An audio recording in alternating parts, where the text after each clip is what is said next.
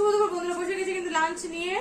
তো আজকে একটু ভাতের পরিমাণটা বেশি নিয়েছি, কারণ আজকে কিন্তু দারুণ একটা জিনিস আছে, সবার ভালো লাগা। আজকে আছে কিন্তু কি আছে তোমাদেরকে দেখাবো, চলো প্রথমে দেখিয়ে দিই। চলো, সাথে আছে আজকে কিন্তু আছে সাদা ভাত, তারপরে দেখিয়ে দিব তোমাদেরকে এখানে আছে কিন্তু ভেন্ডি ভাজা।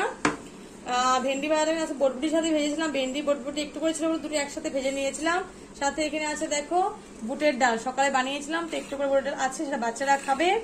আর এইখানে সবার ফেভারিট হলো মিষ্টি কুমড়োর পাতার কিন্তু ঝোল, বাড়ির টাটকা মিষ্টি কুমড়োর পাতার ঝোল। বন্ধুরা ভীষণ খেতে ভালো লাগে, ভীষণ ভীষণ। আমার ছেলে মেয়ে খেতে ভীষণ পছন্দ করে।